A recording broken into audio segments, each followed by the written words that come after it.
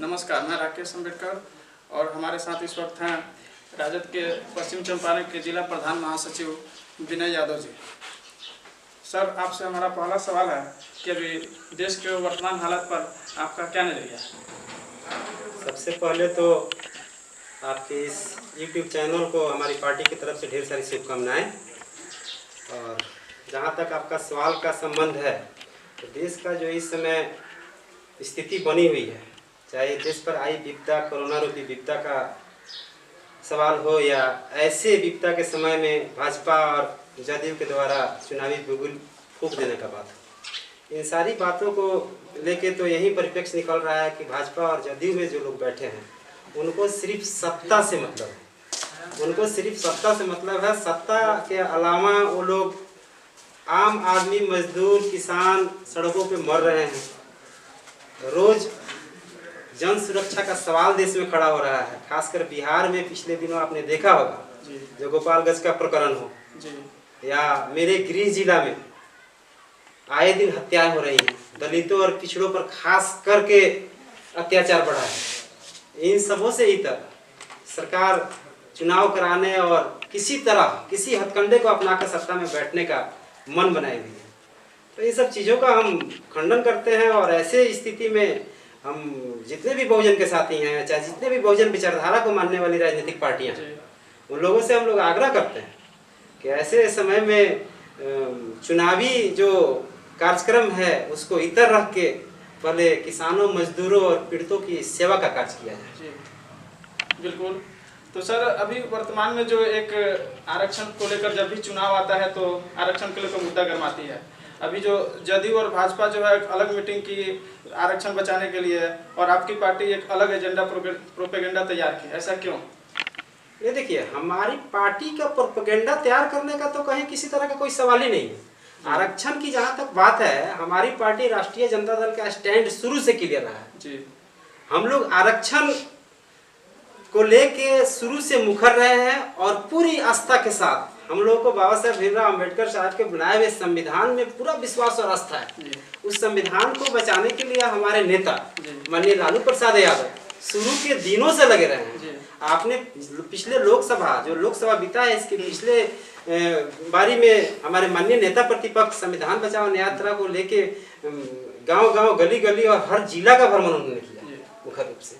तो जब हम संविधान बचाने की बात करते हैं तो निश्चित रूप से हम आरक्षण के पैरोकार हैं। आरक्षण बचाने की हम बात कर रहे हैं। आपने देखा होगा जब SC/ST एक्ट की बात आई थी 2018 में, जब इन मनुवादियों की सरकार, भाजपा की सरकार ने SC/ST एक्ट को कमजोर करने का जो प्रयास किया था, तो राष्ट्रीय जनता दल पहली ऐसी पार्टी जिसके माननीय नेता प्रतिपक्ष के नेतृत्व में हमारे 80-81 विधायकों ने सड़क पर उतरने का काम किया था।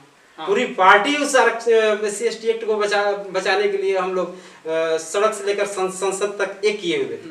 तो आरक्षण, हम संविधान के इतने बड़े पैरोकार हैं तो संविधान का ही एक अंग है आरक्षण। आरक्षण का तो हम तो माननीय लालू प्रसाद यादव जी का शुरू से कहना है कि जातीय जनगणना अगर देश में हुई है तो उसको ओपन किया जाए, उसको पब्लिक के सामने किया जाए। हम आरक्षण को तो किसी भी कीमत पर बचाएंगे और बचाएंगे ही नहीं, आरक्षण को हम बढ़ाने के लिए भी संकल्पित हैं। तो जिसकी जितनी हिस्सेदारी उतनी उसकी भागीदारी, इस संकल्पना पर पार्टी काम कर रही है और हम लोग आरक्षण को बचाने और बढ़ाने के लिए पूरी तरह कृत संकल्पित हैं। तो 2020 का विधानसभा चुनाव नजदीक है सर, तो आप लोग, आपकी पार्टी और आप लोग किस मुद्दे के तहत चुनावी रणनीति में आ रहे हैं? देखिए, मुद्दे की जहाँ तक बात है, हम लोग हमेशा सामाजिक न्याय की लड़ाई के पैरोकार रहे हैं। माननीय लालू प्रसाद यादव जी के शासन काल में जो सामाजिक न्याय की धारा शुरू हुई, लोग जो मुखर बने, उस चीज से आप भी अवगत हैं और पूरा समाज भी अवगत है।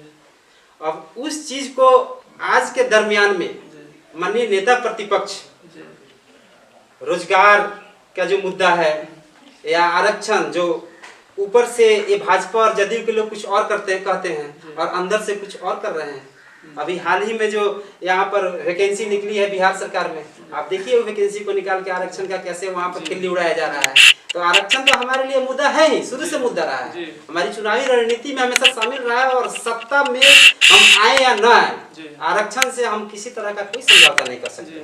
लेकिन अभी जो देश पर बीतता है कोरोना को लेके, इसमें जो हमारे गरीब मजदूर किसान भाई मर रहे हैं, कितने लोगों की हत्याएं हो गई, कितने लोग कारों और ट्रकों से रौंदा के बाहर में मर गए, कितने लोग घर नहीं पहुंचे।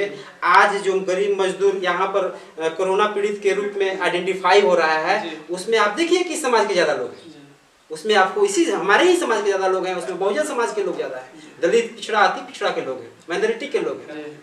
इसलिए जानबूझ के उनको आग में झोंकने का प्रयास कर रही है भाजपा और जदयू की सरकार। तो सारे मुद्दे में हमारे लिए ज्वलंत मुद्दे रहेंगे चुनाव में। तो सर कयास लगाई जा रही है कि आप सिकटा विधानसभा से चुनाव लड़ने वाले हैं। अगर पार्टी आपको टिकट देती है तो आप किन मुद्दों के साथ उतरेंगे और चुनाव की क्या तैयारियां हैं आपकी? देखिए, जहाँ तक चुनाव लड़ने का सवाल है, आपने जो सवाल पूछा है वो क्या सर? नहीं, देखिए एक्चुअली हम लोग माननीय लालू प्रसाद यादव के सिपाही हैं, पार्टी के समर्पित कार्यकर्ता है, वैचारिक रूप से पार्टी से जुड़े हुए हैं। संगठन को मजबूत करने का जो काम है वो पहला जिम्मेवारी है हम लोग। पार्टी में एक पदधारी भी हूँ, मैं जिला का प्रधान महासचिव हूँ। तो इस नाते हमारा जो पहला कार्य योजना है वो मनुवादियों का एक तरह से जो गढ़ बना हुआ है पश्चिमी चंपारण जिला, इस गढ़ में फिर दोबारा राजद को पुनर्स्थापित करने का ये हमारा पहला लक्ष्य है। चुनाव की जहाँ तक बात है सिकटा विधानसभा से, वो पार्टी का फैसला अंतिम हमारे लिए निर्णय होगा। पार्टी का जो भी निर्णय होगा मेरे लिए सर्वमान्य होगा। पार्टी निर्णय करेगी कि हमको चुनाव लड़वाना चाहती है कि हमको संगठन का काम करवाना चाहती है। पार्टी का जो भी निर्णय होगा वो सिरोधार्य है। तो सर अगर पार्टी टिकट दे देती है तो आपका लोकल मुद्दा क्या होगा? लोकल मुद्दा तो मुद्दे ही मुद्दे हैं। आप सिकटा विधानसभा में देख लीजिए, विकास की बात अगर करते हैं तो सड़कों की हालत बहुत खराब है। ठीक है, सिकटा विधानसभा में मुख्यतः 2 प्रखंड आते हैं, सिकटा और मैनाटांड, और नरकटियागंज प्रखंड के 3 पंचायत उसमें कट के जाते हैं। पूरे 35 पंचायतों का विधानसभा है और 35 पंचायतों के बीच में 2 प्रखंड स्तरीय अस्पताल हैं। दोनों अस्पतालों की हालत ये है कि अगर थोड़ी भी बारिश हो जाती है तो दोनों अस्पतालों में घुटने तक पानी हो जाता है। अभी कोरोना पीड़ित का जो ये है, दोनों प्रखंडों में कहीं किसी तरह का कोई जांच शिविर नहीं है। हमारा जो विधानसभा सिकटा विधानसभा पड़ता है उसका उत्तरी सीमा जो है नेपाल से सटा हुआ है। पूरा नेपाल बॉर्डर जो है पोरस है।